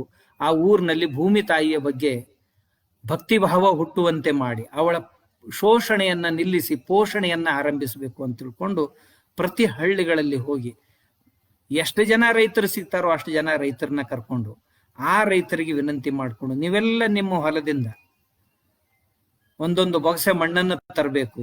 ಆ ಎಲ್ಲ ತಂದಂತ ಮಣ್ಣನ್ನು ಊರಿನ ಹಿರಿಯರನ್ನ, ಊರಿನ ಕೃಷಿಕರನ್ನ ಎಲ್ಲರನ್ನೂ ಒಂದ್ ಕಡೆ ಸೇರಿಸಿ ಒಂದು ಬಟ್ಟೆಯನ್ನ, ದೂತ ವಸ್ತ್ರವನ್ನ, ತೊಳೆದ ಬಟ್ಟೆಯನ್ನ ಹಾಸಿ ಅದರ ಮೇಲೆ ಎಲ್ಲರೂ ತಮ್ಮ ಹೊಲದ ಮಣ್ಣನ್ನ ತಂದು ಹಾಕಿ ಅದರ ಮೇಲೆ ಒಂದು ಕಲಶವನ್ನಿಟ್ಟು ರಂಗೋಲಿ ಹಾಕಿ ತಳಿರು ತೋರಣ ಕಟ್ಟಿ ಊರಿನ ಸುಮಾರು ಕಡಿಮೆ ಅಂದ್ರೆ 3 ಜನ ದಂಪತಿಗಳು, ರೈತ ದಂಪತಿಗಳು, ಹೆಚ್ಚು ಅಂದ್ರೆ ಬೇಕಾದಷ್ಟು ದಂಪತಿಗಳು ಕೂತು ಅದರ ಪೂಜೆಯನ್ನ ಮಾಡಬೇಕು. ಆಮೇಲೆ ಎಲ್ಲರೂ ಸೇರಿಸಿ ಊರವರೆಲ್ಲ ರೈತರು ಬಂದಿರ್ತಾರೆ, ಅವರೆಲ್ಲ ಸೇರಿ ಪ್ರತಿಜ್ಞೆಯನ್ನು ಮಾಡಬೇಕು. ನಾನು ನಮ್ಮ ಭೂಮಿ ತಾಯಿಯನ್ನು ಸುಪೋಷಣೆ ಮಾಡುವುದಕ್ಕಾಗಿ ಪ್ರಯತ್ನ ಮಾಡ್ತೇನೆ, ಅದಕ್ಕಾಗಿ ನಾನು ಸಾವಯವ ಪದ್ಧತಿಯಿಂದ ನನ್ನ ಕೃಷಿಯನ್ನ ಮಾಡ್ತೇನೆ, ನನ್ನ ಮನೆಯಲ್ಲಿ ಒಂದು ಹಸುವನ್ನ ಸಾಕ್ತೀನಿ, ಆಮೇಲೆ ನಮ್ಮ ಮನೆಯಲ್ಲೆಲ್ಲ ನಾವು ಸಾವಯವ ಪದಾರ್ಥಗಳನ್ನೇ ಬಳಸ್ತೀವಿ, ನಮ್ಮ ಸಾವಯವ ಪರಿವಾರವನ್ನು ನಾವು ವಿಸ್ತಾರ ಮಾಡ್ತೀವಿ ಮುಂತಾಗಿ ಪ್ರತಿಜ್ಞೆಗಳನ್ನು ಮಾಡಿ ಭೂಮಿ ತಾಯಿಯ ಕುರಿತು ಒಳ್ಳೆಯ ಮಾತುಗಳನ್ನ ಮತ್ತು ಈ ಭೂತಾಯಿಯ ಸುಪೋಷಣೆಗಾಗಿ ರೈತರು ಏನೇನು ಮಾಡಬೇಕು, ಜೀವಾಮೃತ ಬಳಸಬೇಕು, ಘನಜೀವಾಮೃತ ಬಳಸಬೇಕು, ಅಥವಾ ಗೋನಂದ ಜಲವನ್ನು ಬಳಸಬೇಕು, ಅಥವಾ ಗೋಕೃಪಾಮೃತವನ್ನ ಬಳಸಬೇಕು, ಅಥವಾ ಮತ್ತೇನೇನೇನೇನೋ 100 ಪದ್ಧತಿಗಳನ್ನ ರೈತರು ನಿರ್ಮಾಣ ಮಾಡ್ಕೊಂಡಿದ್ದಾರೆ. ಅವೆಲ್ಲವುಗಳು ಭೂಮಿಯ ಒಳಿತಿಗಾಗಿಯೇ ಇವೆ. ಅವುಗಳ ಪರಿಚಯವನ್ನ ಗ್ರಾಮದ ಜನರಿಗೆ ಮಾಡಿಕೊಡ್ಬೇಕು. ಪರಿಚಯ ಮಾಡಿಕೊಟ್ಟು ಒಂದು ಮಂಗಳಾರತಿಯನ್ನ ಹೇಳಿ ಇದೆಲ್ಲವನ್ನ ಮಾಡಿ ಪ್ರತಿಜ್ಞೆಯನ್ನು ಮಾಡಿಸಿ ಮಂಗಳಾರತಿಯನ್ನು ಮಾಡಿ ಈ ತಿಳುವಳಿಕೆ ಕೊಟ್ಟು ಹೋಗುವಾಗ ಎಲ್ಲರೂ ಒಂದೊಂದು ಬೊಗಸೆ ಮಣ್ಣನ್ನ ತಗೊಂಡು ಹೋಗಿ ಆ ಮಣ್ಣನ್ನ ತಮ್ಮ ಭೂಮಿಗೆ ಸುರುವಿ ಆ ಭೂಮಿ ತಾಯಿಗೆ ಹೇಳಬೇಕು, ನಾನು ಇನ್ನು ಮುಂದೆ ನಿನ್ನ ಪೋಷಣೆಗಾಗಿ ಕಟಿಬದ್ಧನಾಗ್ತೀನಿ ಅಂತ ತಿಳ್ಕೊಂಡು ತನ್ನ ಭೂಮಿಯ ಎಲ್ಲ ಭಾಗವನ್ನು ಮಾಡಿದ್ರೆ ಒಳ್ಳೆಯದು, ಇಲ್ಲದೆ ಇದ್ರೆ ಕೆಲ ಭಾಗವನ್ನಾದರೂ ಪರವಾಗಿಲ್ಲ, ನಾನು ಸಾವಯವ ಕೃಷಿಗೆ ಅಳವಡಿಸ್ತೇನೆ ಅಂತ ತಿಳ್ಕೊಂಡು ರೈತರು ಅಳವಡಿಸ್ಬೇಕು. ಇನ್ನು ಮೇಲೆ ನಾವು ಸಾವಯವ ಕೃಷಿ ಮಾಡದೇ ಇದ್ರೆ ಬದುಕೋದು ಕಷ್ಟ ಆಗಿತ್ತು ಮುಂದಿನ ದಿನಮಾನಗಳಲ್ಲಿ. ತಮ್ಗೆ ಗೊತ್ತಿರಬಹುದು, ಇವತ್ತಿನ ದಿವಸ ಜಾಗತಿಕ ತಾಪಮಾನ ಹೆಚ್ಚಾಗ್ತಾ ಇದೆ. ಈಗಿರುವ ತಾಪಮಾನದಲ್ಲಿ ಒಂದು ವೇಳೆ 50 ಡಿಗ್ರಿಗೆ ನಾವು ಹೋಗಿ ಮುಟ್ಟಿದ್ದೆ ಆದರೆ 46 ಡಿಗ್ರಿ ದಾಟಿ 50ರವರೆಗೆ ಹೋಗಿದೀವಿ, ಅಲ್ಲಿಗೆ ಮುಟ್ಟಿದೀವಿ ಅಂತಂದ್ರೆ ಕನಿಷ್ಠ 46 ಡಿಗ್ರಿ ದಾಟಿ 48 ದಾಟಿದೀವಿ ಅಂತಂದ್ರೆ 2 ಫೂಟು ಈಗಿರುವಂತ ಮಣ್ಣು ಉಸುಗಾಗಿ ಪರಿವರ್ತನೆ ಆಗುತ್ತೆ. ಅದರಲ್ಲೇನು ಬೆಳೆಯೋದಿಲ್ಲ. 2 ಫೀಟ್ನಲ್ಲಿ ಯಾವ ಬೇರುಗಳು ಇಲ್ಲ. ದೊಡ್ಡ ದೊಡ್ಡ ವೃಕ್ಷಗಳು ಮಾತ್ರ, ಅವು ಕೆಲವೇ ವೃಕ್ಷಗಳು ಎಂಥವು ಅಂದ್ರೆ ಈ ಹಾಲು ಬರ್ತಾವಲ್ಲ, ಯಾವ ವೃಕ್ಷವನ್ನು ಚಿವುಟಿದ್ರೆ ಹಾಲು, ಅಂಥ ವೃಕ್ಷಗಳು ಮಾತ್ರ ಉಳಿಬಹುದು. ಕೆಲವೊಂದು ಪಕ್ಷಗಳೆಲ್ಲ ತೀರ್ ಹೋಗ್ತಾವು. ಎಮ್ಮೆ ಅಂತ ಪ್ರಾಣಿಗಳು, ಜರ್ಸಿ ಹಸುವಿನಂತ ಪ್ರಾಣಿಗಳು ಉಳಿಯೋದಿಲ್ಲ. ಉಳಿದ್ರೆ 50 ಡಿಗ್ರಿಗೆ ಯಾರಾದ್ರೂ ಉಳಿಯೋದಿದ್ರೆ ದೇಶಿ ಹಸು ಮಾತ್ರ ಉಳಿಯುತ್ತೆ, ಮತ್ತಾರು ಉಳಿಯೋದಿಲ್ಲ. ಆಮೇಲೆ ನಾವು ನಮ್ಮ ತಲೆ ಮೇಲೆ ಕೂದಲುಗಳನ್ನ ಉಳಿಸ್ಕೊಳ್ಳೋದು ಬಹಳ ಕಷ್ಟ ಆಗುತ್ತೆ. ಆಮೇಲೆ 2 ಫೂಟು ಮರಳಾದ ನಂತರ ನಾವು ಏನ್ ಬಿತ್ತಿನೋ ಇದರಲ್ಲಿ ಬೆಳ್ಕೊಳ್ಳೋದು ಬಹಳ ಕಷ್ಟ ಆಗುತ್ತೆ. ನಮ್ಮ ಎಲುವುಗಳ ಸಮಸ್ಯೆ ಆರಂಭ ಆಗುತ್ತೆ, ತ್ವಚಾ ಸಮಸ್ಯೆ ಆರಂಭ ಆಗುತ್ತೆ. ಇದನ್ನೆಲ್ಲ ತಡೆಯಬೇಕಾಗಿದ್ರೆ ನಮ್ಮ ಭೂಮಿಯನ್ನ ಸುಪೋಷಿತಗೊಳಿಸ್ಬೇಕು.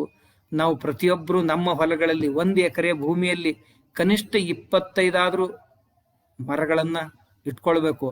ಆ ಮರಗಳು ಸಹಿತ ರಬ್ಬರ್ನಂತ ಮರಗಳನ್ನು ಹಚ್ಚಬಾರ್ದು, ಅದಕ್ಕೆ ರಾಕ್ಷಸಿ ಅಂತ ಕರೀತಾರೆ. ಅಂಥ ಮರಗಳಲ್ಲ, ಮತ್ತು ವಿದೇಶಿ ಜಾತಿಯ ಮರಗಳಲ್ಲ, ನಮ್ಮ ಸ್ವದೇಶಿ ಮರಗಳನ್ನು ಹಾಕ್ಕೊಳ್ಬೇಕು. ಯಾವ ಪಶು ಪಕ್ಷಿ ಪ್ರಾಣಿ ಮನುಷ್ಯರಿಗೆ ಎಲ್ಲರಿಗೂ ಸಹಿತ ಉಪಕಾರಿಯಾಗಿರುವಂತ ಮರಗಳನ್ನ ನಮ್ಮ ಹೊಲಗಳಲ್ಲಿ, ರಸ್ತೆ ಬದಿಗಳಲ್ಲಿ, ನಾವೆಲ್ಲ ಶಹರಗಳಲ್ಲಿ ಬೆಳೆಸ್ಕೊಳ್ಬೇಕು. ಇದರಿಂದ ಈ ಮಣ್ಣಿನ ಕೊರತೆ ಕೊರೆಯುವಿಕೆಯನ್ನ ತಡಿಲಿಕ್ಕಾಗತ್ತೆ. ಮಣ್ಣಿನ ಮೇಲೆ ಸಿಕ್ಕಾಪಟ್ಟೆ ಬಿಸಿಲು ಬಿತ್ತು ಅಂತಂದ್ರೆ ಮಣ್ಣಿನ ಮೇಲ್ಗಡೆ ಇರುವಂತ ಜೀವಾಣುಗಳು ನಾಶ ಆಗ್ತಾವ, ಅದನ್ನು ತಡಿಬೇಕಾಗಿದೆ ನಾವು. ಆಮೇಲೆ ಮಣ್ಣು ಪೊಳ್ಳಾಗಿತ್ತು ಅಂತಂದ್ರೆ ನೀರು ಇಳಿಯುತ್ತೆ, ಗಿಡದ ಬೇರುಗಳ ಮೂಲಕ ಭೂಮಿಯಲ್ಲಿ ನೀರು ಇಳಿಯುತ್ತೆ, ಮತ್ತು ಭೂಮಿಯ ಅಂತರ್ಗತ ಜಲಸ್ತರ ಅಂತೇನಿದೆಯಲ್ಲ ಅದು ಮೇಲ್ ಬರುತ್ತೆ. ಆದ್ದರಿಂದ ಮಣ್ಣಿನ ಸುಪೋಷಣೆ ಅತ್ಯಂತ ಅವಶ್ಯಕವಾಗಿದೆ. ನಾವು ಮಣ್ಣನ್ನ ಸುಪೋಷಣೆ ಮಾಡದೇ ಇದ್ರೆ, ನಿಮ್ಗೆ ಇನ್ನೊಂದು ಮಾತು ಹೇಳೋದಂದ್ರೆ 2033 ಸುಮಾರಿಗೆ, 30 ದಾಟಿದ ನಂತರ, 33 ನಂತರ ಮಳೆ ಬಹಳ ದುರ್ಮಿಳ ಆಗುತ್ತೆ. ಅಂದ್ರೆ ಬರೋದು ಬಹಳ ಕಷ್ಟ. ಬರುತ್ತೆ, ಈಗ ಎಷ್ಟು ಮಳೆ ಬೀಳುತ್ತಲ್ಲ ಇಷ್ಟೇ ಮಳೆ ಬೀಳುತ್ತೆ, ಆದ್ರೆ 3 ತಿಂಗಳಲ್ಲಿ ಬೀಳುವಂತ ಮಳೆ ಬರೀ 3 ದಿನಗಳಲ್ಲಿ ಬೀಳುತ್ತೆ. ಅಷ್ಟು ಮಳೆ ಬಿದ್ರೆ ಯಾವ ಮಣ್ಣು ನಿಲ್ಲೋದಿಲ್ಲ, ಮನೆಗಳು ನಿಲ್ಲೋದಿಲ್ಲ, ಎಲ್ಲ ಹರ್ಕೊಂಡು ಹೋಗುವಂತ ಸ್ಥಿತಿಗೆ ಬರುತ್ತೆ. ಈ ಮುಂದೆ ಬರುವಂತ ಈ ಸ್ಥಿತಿಯನ್ನ ತಪ್ಪಿಸ್ಬೇಕಾಗಿತ್ತು ಅಂತಂದ್ರೆ ನಾವು ಹಿಂದೆ ಭೂಮಿ ಸುಪೋಷಣಾ ಕಾರ್ಯಕ್ಕೆ ಕೈ ಹಾಕ್ಬೇಕು. ನಾವು ಗಿಡಗಳನ್ನ ನೆಡಬೇಕು, ಹಸುಗಳನ್ನ ಸಾಕ್ಬೇಕು, ಕಂಪೋಸ್ಟ್ ಹಾಕ್ಬೇಕು, ಭೂಮಿಗೆ ಬೇರೆ ಬೇರೆ ಸಾವಯವ ಪದಾರ್ಥಗಳನ್ನ ಭೂಮಿಗೆ ಹಾಕಬೇಕು. ಹಾಕಿ ಭೂಮಿಯನ್ನ ದಷ್ಟಪುಷ್ಟಗೊಳಿಸಿ ಭೂಮಿಯಿಂದ ಬೇಕಾದ್ದನ್ನು ನಾವು ಪಡೀಲಿಕ್ಕೆ ಸಾಧ್ಯ ಆಗತ್ತೆ ಅಂತ ತಿಳ್ಕೊಂಡು ಈ ಭೂಮಿ ಸುಪೋಷಣಾ ಕಾರ್ಯಕ್ರಮವನ್ನು ದೇಶ ತುಂಬ ಯುಗಾದಿ ಪಾಡ್ಯದ ದಿವಸ ದೇಶ ತುಂಬೆಲ್ಲ ಈ ಅಭಿಯಾನವನ್ನ ಆರಂಭ ಮಾಡಿದ್ದಾಗಿದೆ. ಆದರೆ ಈ ಕರೋನಾದ ನಿಮಿತ್ತವಾಗಿ ಬಹಿರಂಗವಾಗಿ ದೊಡ್ಡ ದೊಡ್ಡ ಕಾರ್ಯಕ್ರಮಗಳನ್ನು ಮಾಡಲಿಕ್ಕೆ ಆಗಲಿಲ್ಲ. ಆದ್ರಿಂದ ಹಾಗೆ ಕೂಡೋದು ಸರಿಯಲ್ಲ. ಈಗ ನಾಳೆ ಇದು ಬಂದಿದೆ, ಮುಂಗಾರಿ ಬಿತ್ತುವ ಹಂಗಾಮು ಸಮೀಪಿಸ್ತಾ ಇದೆ. ಇಂಥ ಸಂದರ್ಭದಲ್ಲಿ ನಾವು ಪ್ರತಿಜ್ಞಾಬದ್ಧರಾಗಿ ನಮ್ಮ ಹೊಲಗಳಲ್ಲಿ ನಾವು ಸಾವಯವ ಕೃಷಿಯನ್ನು ಅಳವಡಿಸಿಕೊಳ್ಳುವ ದೃಷ್ಟಿಯಿಂದ ಈ ಅಭಿಯಾನವನ್ನ ನಡೆಸ್ತೀವಿ, ಈ ಅಭಿಯಾನವನ್ನು ಆರಂಭಿಸ್ತೀವಿ ಅಂತ ಅನ್ನೋದಕ್ಕಾಗಿ ಸಂಕಲ್ಪಬದ್ಧರಾಗಬೇಕಾಗಿದೆ. ನಮ್ಮ ರೈತರು ಈಗಲೇ ತಿಳುವಳಿಕೆ, ನಾವು ದೇಶಿ ಬೀಜಗಳನ್ನ ಬಳಸ್ತೀವಿ, ಆಮೇಲೆ ದೇಶಿ ಗೊಬ್ಬರಗಳನ್ನೇ ನಾವು ತಯಾರು ಮಾಡ್ಕೊಂಡು ಬಳಸ್ತೀವಿ. ಹೀಗಾಯ್ತು ಅಂತಂದ್ರೆ ಮಳೆ ಹೆಚ್ಚು ಕಡಿಮೆ ಆದರೂ ಸಹಿತ ನಮ್ಮ ಭೂಮಿ ತಡೆಯುತ್ತೆ. ನಿಮ್ಗೆ ಆಶ್ಚರ್ಯ ಹೇಳಬೇಕು ಅಂದ್ರೆ, ಹೋದ ವರ್ಷ ನಮ್ಮಲ್ಲಿ ಸಿಕ್ಕಾಪಟ್ಟೆ ಮಳೆ ಆಯ್ತು, ಮಹಾಪೂರ ಬಂತು. ಕೊಲ್ಲಾಪುರ ಜಿಲ್ಲೆಯಲ್ಲಿ 150 ಗ್ರಾಮಗಳು ನೀರಿನಲ್ಲಿ ನಿಂತಿದ್ದು 14 ದಿವಸ. ಆವಾಗ ತುಂಬಾ ಈ ಕಡೆ ಭತ್ತ ಮತ್ತು ಇದು ಹೆಚ್ಚು ಕಬ್ಬು, ಸುಮಾರು 13-14 ದಿವಸ ಕಬ್ಬೆಲ್ಲ ನೀರಿನಲ್ಲಿ ನಿಂತು, ಲಕ್ಷಗಟ್ಟಲೆ ಎಕರೆ ಭೂಮಿ ಕಬ್ಬಿನಲ್ಲಿ ನಿಂತು. ಯಾರು ರಾಸಾಯನಿಕ ಕೃಷಿಯನ್ನ ಮಾಡಿ ಕಬ್ಬನ್ನ ಭತ್ತವನ್ನು ಬೆಳೆದಿದ್ರಲ್ಲ ಅವ್ರದೆಲ್ಲ ಕೊಳತು ಹೋಯ್ತು, ಕಬ್ಬು ಸುಟ್ಟು ಹೋಯ್ತು, ಎಲ್ಲ ಒಣಗಿ ಹೋಯ್ತು ಆನಂತರದಲ್ಲಿ. ಆದ್ರೆ ಯಾರು ಸಾವಯವ ಕೃಷಿಯನ್ನು ಮಾಡಿದ್ರಲ್ಲ ಅವ್ರ ಹೊಲದಲ್ಲಿ ಕಬ್ಬು 14 ದಿವಸ ಎಷ್ಟು ನೀರು ನಿಂತಿತ್ತು ಅಂದ್ರೆ, ಕಬ್ಬಿನ ಎತ್ತರ ಎಷ್ಟಿತ್ತು ಅಷ್ಟೇ ಎತ್ತರ ಅದ್ರ ಮೇಲೆ ಮತ್ತೆ ನೀರಿತ್ತು. 16 ಫೂಟ್ನವರೆಗೂ ನೀರಿತ್ತು. ಒಂದು 8-9 ಫೀಟ್ ಕಬ್ಬಿದ್ರೆ ಅದ್ರ ಮೇಲೆ ಮತ್ತೆ 8 ಫೂಟ್ ನೀರಿತ್ತು. ಹೀಗೆ 14 ದಿವಸ ಕಳೆದು ಹೋದ್ರೂ ಸಹಿತ ನೀರು ಇಳಿದು ಹೋದ ನಂತರ ಮುಂದೆ 4-8 ದಿನಗಳಲ್ಲಿ ಕಬ್ಬು ಹೇಗಿತ್ತು ಹಾಗೆ ಹಸರಾಯ್ತು. ಭತ್ತ ಬಿದ್ಕೊಂಡಿದ್ದು ಭತ್ತ ಎದ್ದು ನಿಂತು, ಯಾವುದಕ್ಕೆ ಮೇಲೆ ಮಣ್ಣು ಬಂದು ಮುಚ್ಕೊಂಡು ಹೋಯ್ತು. ಆದ್ರೆ ಬರೀ ನೀರಿನಲ್ಲಿದ್ದಂತ ಭತ್ತ ಮಧ್ಯೆ ಯಾರು ಸಾವಯವ ಪದ್ಧತಿಯಲ್ಲಿ ಮಾಡಿದ್ರು ಅದು ಹಾಗೆ ನಿಂತು. ಆಮೇಲೆ ಯಾರು ಈ ತರಕಾರಿ ತೋಟಗಳನ್ನು ಮಾಡಿದ್ರು, ಆ ಭಾರಿ ಮಳೆಯಿಂದಾಗಿ ಮೇಲ್ಗಡೆ ಪ್ರದೇಶದಲ್ಲಿರುವಂತಹ ತೋಟಗಳು, ರಾಸಾಯನಿಕ ಕೃಷಿಯಲ್ಲಿ ಮಾಡಿದಂತ ತೋಟಗಳೆಲ್ಲ ಹಾಳಾಗಿ ಹೋದವು. ಆದರೆ ಸಾವಯವ ಪದ್ಧತಿಯಿಂದ ಮಾಡಿದಂತ ಈ ತರಕಾರಿ ತೋಟಗಳು ಏನೂ ಆಗ್ಲಿಲ್ಲ, ಹೇಗಿದ್ದು ಹಾಗೆ ಉಳಿದು. ಇದು ನಮ್ಮ ಭೂಮಿ ಸುಪೋಷಣೆಯ ಮಹತ್ವ. ಇದು ಭೂಮಿ ಸುಪೋಷಣೆ ಯಾಕೆ ಮಾಡಬೇಕು ಅಂದ್ರೆ ಇದಕ್ಕಾಗೆ ಮಾಡಬೇಕು. ಮಳೆ ಹೆಚ್ಚಾದ್ರೂ ತಡ್ಕೊಳ್ಳುತ್ತೆ, ಮಳೆ ಕಡಿಮೆ ಆದ್ರೂ ತಡ್ಕೊಳ್ಳುತ್ತೆ.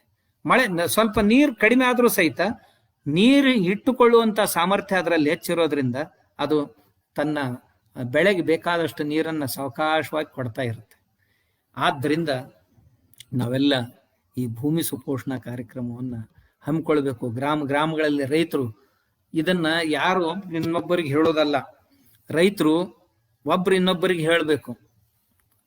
ಈಗ ಏನ್ ಮಾಡ್ತೀವಿ ನಾವು ರೈತರು, ನಾವೊಬ್ಬರೇ ಮಾಡ್ತೇವೆ, ಪಕ್ಕದವ್ರಿಗೆ ಏನು ಹೇಳೋದಿಲ್ಲ. ಆಮೇಲೆ ಇನ್ನೊಂದು ರೈತರಲ್ಲಿ ಕೆಟ್ಟ ಚಟ ಏನು ಅಂದ್ರೆ, ಒಬ್ಬ ಒಳ್ಳೆ ಚೆನ್ನಾಗಿ ಮಾಡ್ತಾ ಇದ್ದಾನಂದ್ರೆ ನಾನು ಮಾಡಿದ್ರೆ ಅವನಂತೆ ಮಾಡಿದಾನೆ ಅಂತ ಅಂದ್ಗಿಂದಾರು ಜನ ಅಂತ ತನ್ನ ಮನಸ್ಸಿಗೆ ಬಂದ್ರು ಸಹಿತ ಮಾಡೋದಿಲ್ಲ. ಇಂಥ ಮುಟ್ಟಾಳ್ತನ ನಮ್ದು. ನಮ್ಮ ರೈತರಲ್ಲಿ ಇಂಥ ಭಾವನೆ ಬರುತ್ತಿರುತ್ತೆ. ತನ್ನ ಪಕ್ಕದಲ್ಲೇ ಒಳ್ಳೆ ಚೆನ್ನಾಗಿ ನೋಡಿ, ಒಂದೊಂದು ಸಾರಿ ಏನೇನೋ ಬೆಳೆದಿರ್ತಾರೆ, ಪಕ್ಕದ ಹೊಲದಲ್ಲೆಲ್ಲ ಹುಳುಗಳು ಬಿದ್ದು ಎಲ್ಲ ಹಾಳಾಗಿ ಹೋಗಿರುತ್ತೆ. ಆದ್ರೆ ಸಾವಯವ ಕೃಷಿ ಮಾಡಿದಂತ ಕೃಷಿಕನ ಹೊಲದಲ್ಲಿ ಆ ಬೆಳೆಗೆ ಒಂದು ಹುಳ ಬಿದ್ದಿರೋದಿಲ್ಲ. ಅದನ್ನ ನೋಡಿ ಮನಸ್ಸಿನಲ್ಲಿ ಅನ್ಸುತ್ತೆ ನಾನು ಹೀಗೆ ಮಾಡ್ಬೇಕು ಅಂತ. ನಾನು ಒಂದ್ ವೇಳೆ ಹೀಗೆ ಮಾಡಿದ್ರೆ ಬಹುತೇಕ ಅವನನ್ನ ನೋಡಿ ಮಾಡಿದ ಅಂತ ಯಾರಾದ್ರೂ ಅಂದ್ಗಿಂದಾರು ಅಂತ ತಿಳ್ಕೊಂಡು ನಾಚಿಕೆ ಪಟ್ಕೊಂಡು ಏನ್ ಬಿಡ್ತಾನ, ಇದು ಸರಿಯಲ್ಲ ಅಂತ. ಹೀಗೆ ಮಾಡಬಾರ್ದು. ನಾವು ಯಾವ್ದಕ್ ನಾಚಬೇಕೋ ಅದಕ್ಕೆ ನಾಚಬೇಕು, ಒಳ್ಳೆಯದಕ್ಕೆ ನಾಚಬಾರ್ದು. ಏನು ಒಳ್ಳೆಯ ಗುಣಗಳು, ಒಳ್ಳೆಯ ಕೃತಿಗಳು ಸಣ್ಣವರಲ್ಲಿದ್ರೂ ಪರವಾಗಿಲ್ಲ, ಅದನ್ನು ಗ್ರಹಿಸ್ಬೇಕು ಅಂತ ನಮ್ಮ ಸುಭಾಷಿತ ನಮ್ಗೆ ಹೇಳುತ್ತೆ. ಆದ್ರಿಂದ ನಾವು ಸಂಕೋಚ ಪಟ್ಕೊಳ್ಳದೆ ಈ ಸಾವಯವ ಕೃಷಿಯನ್ನು ಅಕ್ಕಪಕ್ಕದವ್ರು ಯಾರೇ ಮಾಡಿದ್ರು ಸಹ ಚೆನ್ನಾಗಿತ್ತು ಅಂದ್ರೆ ನೋಡಿ ನಾವು ಮಾಡಬೇಕು. ಈ ಸಾವಯವ ಕೃಷಿ ನೋಡಿ, ನಮ್ಮ ದೇಶದಲ್ಲಿ ಇಷ್ಟು ಭೂಮಿ ಇದೆಯಲ್ಲ, ಕೇವಲ 1% ಮಾತ್ರ ನಾವು ಭೂಮಿ ಸುಪೋಷಣೆ ಮಾಡುವವರ ಸಂಖ್ಯೆ ಇದೆ ಈ ದೇಶದಲ್ಲಿ. ಕೇವಲ 1% ಭೂಮಿಯಲ್ಲಿ ಸಾವಯವ ಕೃಷಿ ನಡೀತಾ ಇದೆ, ಅಂದ್ರೆ ಭೂಮಿ ಸುಪೋಷಣಾ ಕಾರ್ಯಕ್ರಮ ನಡೀತಾ ಇದೆ. ಆದ್ರಿಂದ ಇದನ್ನ ಹೆಚ್ಚು ಮಾಡಬೇಕು ಅಂದ್ರೆ ಪ್ರತಿ ವರ್ಷ ನಾವು ಇದನ್ನ 100 ಪಟ್ಟು ಅಧಿಕಗೊಳಿಸ್ಬೇಕು. ಇರದೇ ಇದ್ರೆ ಭೂಮಿ ಸುಧಾರಣೆ ಆಯ್ತು, ನಾವು ಹೊರಟು ಹೋದಿವಿ ಅಂತ ಆಗ್ಬಾರ್ದು. ನಾವಿರುವಾಗಲೇ ಭೂಮಿ ಸುಧಾರಣೆ ಆಗ್ಬೇಕು.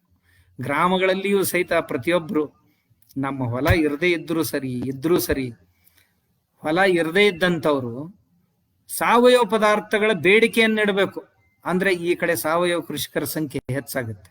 ಶಹರದಲ್ಲಿದ್ದಂಥವ್ರು ತಮ್ಮ ಮನೆಯಲ್ಲಿಯೇ ಕೊಳೆಯದ ಎರಡೂ ಕಸಗಳನ್ನ ಬೇರ್ಪಡಿಸಿ ಕಳೆಯುವಂತ ಕಸವನ್ನ ಒಂದು ತೊಟ್ಟಿಯಲ್ಲಿ ಹಾಕಿ ಅದನ್ನ ಚೆನ್ನಾಗಿ ಕಳಿಸಿ ತಮ್ಮ ಗಾರ್ಡನ್ಗೆ ಹಾಕ್ಬೇಕು. ಇರದೇ ಇದ್ರೆ ಯಾರಾದ್ರೂ ರೈತರಿಗೆ ಕೊಟ್ರೆ ಆ ರೈತ ಅದ್ರ ಬದಲಿಗೆ ನಿಮ್ಗೆ ಏನಾದ್ರೂ ಧಾನ್ಯವನ್ನೋ ಅಥವಾ ತರಕಾರಿಯನ್ನೋ ಇನ್ನೇನನ್ನೋ ಕೊಡ್ಲಿಕ್ಕೆ ಸಾಧ್ಯ ಆಗುತ್ತೆ.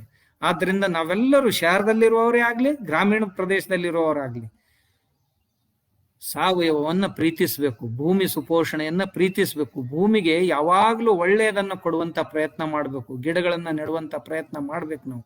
ಅಂತಲೇ ನಮ್ಮ ಅರುಣ್ ಕುಮಾರ್ಜಿ ಅವರು ತೀರ್ಥಹಳ್ಳಿಯಿಂದ ಊರಲ್ಲೇ ಸುಮ್ಮನೆ ಏನ್ ಕೊಡೋದು, ಈಗ ನಾಳೆ ಹೇಗೋ ಮುಂಗಾರಿ ಪ್ರಾರಂಭ ಆಗ್ತಾ ಇದೆ ಜೂನ್ದಿಂದ, ಅದಕ್ಕಿಂತ ಪೂರ್ವದಲ್ಲಿ ನಮ್ಮ ರೈತರನ್ನ ಸ್ವಲ್ಪ ಜಾಗೃತಗೊಳಿಸೋಣ, ರೈತರಿಗೆ ಸ್ವಲ್ಪ ಪ್ರೇರಣೆ ಆಗುವಂತೆ ಒಂದು ಆನ್ಲೈನ್ ಪ್ರೋಗ್ರಾಮ್ ಯಾಕಾಗಲ್ದಕ್ಕ ಮಾಡೋಣ ಅನ್ನುವ ದೃಷ್ಟಿಯಿಂದ ಇವತ್ತಿನ ಈ ಪ್ರೋಗ್ರಾಮ್ ಆಯೋಜನೆ ಮಾಡಿದ್ರು. ಅದಕ್ಕಾಗಿ ನಾನು ಎಲ್ಲ ಕೃಷಿಕರಲ್ಲಿ ಪ್ರಾರ್ಥನೆ ಮಾಡ್ಕೊಳ್ಳೋದು ಏನು ಅಂತಂದ್ರೆ, ನಮ್ಮ ದೇಶ ಉಳಿಬೇಕಾಗಿತ್ತು ಅಂದ್ರೆ ನಾವು ಉಳಿಬೇಕು. ಯಾಕೆಂದ್ರೆ ನಾವೆಲ್ಲರೂ ಕೂಡ ದೇಶ ಆಗಿರೋದು. ಗ್ರಾಮಗಳೆಲ್ಲ ಸೇರಿನ ದೇಶ ಆಗಿದೆ, ಶಹರಗಳೆಲ್ಲ ಸೇರಿ ದೇಶ ಆಗಿದೆ. ಶಹರಗಳಲ್ಲಿ ಏನು ಕಲ್ಲು ಮಣ್ಣುಗಳಿಂದ ದೇಶ ಆಗಿದೆ? ಇಲ್ಲ, ಇಲ್ಲಿ ಇರುವ ಜೀವಂತ ಜೀವಗಳಿಂದ. ಈ ಜೀವಗಳು ಸುರಕ್ಷಿತವಾಗಿರ್ಬೇಕಾಗಿದ್ರೆ ನಮ್ಮ ಮಣ್ಣು ನೀರು ಸುರಕ್ಷಿತವಾಗಿರ್ಬೇಕು.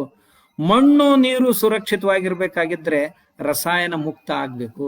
ರಸಾಯನ ಮುಕ್ತ ಆಗ್ಬೇಕಾಗಿದ್ರೆ ನಮ್ಮ ಮಣ್ಣನ್ನ, ನಮ್ಮ ನೀರನ್ನ ರಸಾಯನ ಮುಕ್ತಗೊಳಿಸುವುದಕ್ಕಾಗಿ ಅಭಿಯಾನವನ್ನು ಏನು ಆರಂಭ ಮಾಡಿದೀವಲ್ಲ, ಇದೇ ಭೂಮಿ ಸುಪೋಷಣ ಜಲ ಸುಪೋಷಣ ಅಭಿಯಾನ. ಇದನ್ನ ಪ್ರತಿಯೊಬ್ಬರ ರೈತರು ತಮ್ಮ ಮಕ್ಕಳಿಗೆ ಮೊಮ್ಮಕ್ಕಳಿಗೆ ಒಳ್ಳೆಯದನ್ನ ಕೊಟ್ಟು ಹೋದಂತೆ ಆದೀತು. ಇರದೇ ಇದ್ರೆ ನಾವು ಕೃತಜ್ಞರಾದೀವಿ. ನಮ್ಮ ಹಿರಿಯರು ನಮ್ಮ ಕೈಯಲ್ಲಿ ಎಷ್ಟು ಚೆನ್ನಾಗಿ ಸುಪೋಷಿತ ಭೂಮಿಯನ್ನು ಕೊಟ್ಟಿದ್ರಲ್ಲ, ಅಷ್ಟು ಸುಪೋಷಿತ ಭೂಮಿಯನ್ನ ನಮ್ಮ ಹಿಂದಿನ ಪೀಳಿಗೆಯವರಿಗೆ ಕೊಡ್ಬೇಕಲ್ವಾ. ಕೊಡದೇ ಇದ್ರೆ ನಾವು ಮಹಾಪಾಪಿಗಳಾಗ್ತೀವಿ ಅಂತ ನನಗನ್ಸುತ್ತೆ.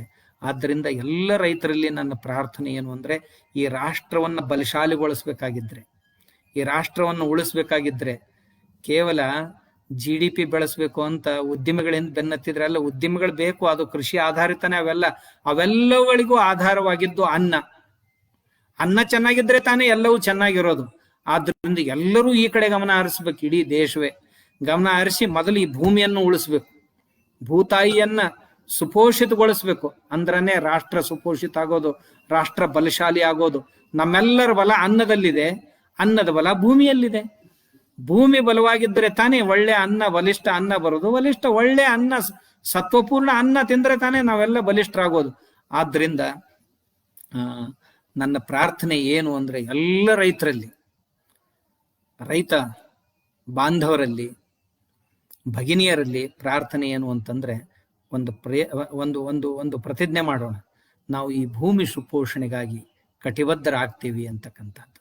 ಆವಾಗಲೇ ಈ ಭೂಮಿ ಸುಪೋಷಣಾ ಅಭಿಯಾನ ತನ್ನ ಫಲವನ್ನು ಕೊಡಲಿಕ್ಕೆ ಆರಂಭ ಮಾಡುತ್ತೆ ಅಂತ ತಿಳ್ಕೊಂಡು ಭೂಮಿ ಸುಪೋಷಣೆಯ ಈ ಸಂಕಲ್ಪವನ್ನು ಮಾಡಿ ಈ ಬರುವ ಮುಂಗಾರಿನಲ್ಲಿ ನಾವು ದೇಶಿ ಗೊಬ್ಬರ, ದೇಶಿ ಬೀಜ ಮತ್ತು ಹಗುರವಾದಂಥ ಯಂತ್ರಗಳನ್ನು ಬಳಸಿ ಶಕ್ಯವಾದಷ್ಟು ಎತ್ತುಗಳಿಂದ ಕೃಷಿಯನ್ನು, ಇಲ್ಲದೆ ಇದ್ರೆ ಅತ್ಯಂತ ಹಗುರವಾದಂಥ ಭೂಮಿಯನ್ನು ಕಾಂಪ್ಯಾಕ್ಟ್ ಮಾಡಲಾರ್ದಂಥ ಯಂತ್ರಗಳನ್ನು ಬಳಸಿ ಈ ಭೂಮಿಯನ್ನು ಸುಪೋಷಿತಗೊಳಿಸೋಣ ಅಂತ ಹೇಳ್ತಾ, ನಾನು ನಮ್ಮ ಅರುಣ್ಜಿಯವರಿಗೂ ಮತ್ತು ಆನಂದ್ಜಿಯವರಿಗೂ ಎಲ್ರಿಗೂ ನನ್ನನ್ನು ಈ ಕಾರ್ಯಕ್ರಮಕ್ಕಾಗಿ ಕರೆದು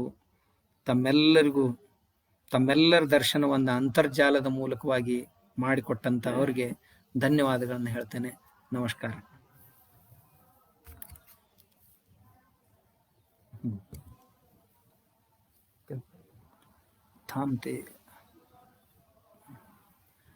ಮತ್ತೆ ಇದು ಈಗ ಸುಮ್ಮನೆ ಉದ್ಘಾಟನೆ ಅಂತ ಮಾಡಿದ್ದೇವೆ. ಇದೇ ಕಾರ್ಯಕ್ರಮವನ್ನು ಮುಂದೆ ಇದರಲ್ಲಿ ನಾವು ವಿಡಿಯೋ ಕಾನ್ಫರೆನ್ಸ್ನಲ್ಲಿಯೇ ಸಮಗ್ರವಾಗಿ ಒಂದೊಂದು ವಿಷಯಗಳನ್ನು ತಗೊಂಡು ಅದರ ಮೇಲೆ ಚಿಂತನೆ ಮಂಥನಗಳನ್ನು ಮಾಡಿ ಯಾವ ರೀತಿ ಮಾಡಬೇಕು, ಹೇಗೆ ಮಾಡಬೇಕು ಅನ್ನೋದನ್ನ ಮುಂದಿನ ದಿನಮಾನಗಳಲ್ಲಿ ಮತ್ತೆ ನಮ್ಮ ಅರುಣ್ ಕುಮಾರ್ಜಿ ಅವರು ಏರ್ಪಾಡು ಮಾಡ್ತಾರೆ ಅಂತ ನಾನು ಭಾವಿಸಿದ್ದೀನಿ. ನಿಶ್ಚಿತವಾಗಿಯೂ ಹಾಗಾಗತ್ತೆ. त्यांच्याशी बोलून घे संपलं पाहिजे. अरुणजींशी बोलून घे.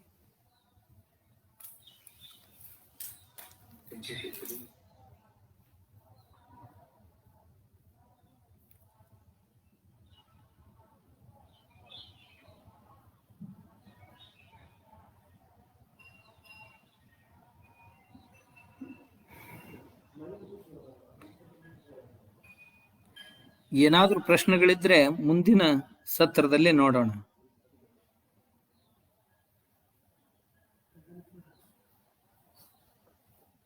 काय सांगितले? कंप्लीट करा. नमस्कार. ಆಯ್ತು.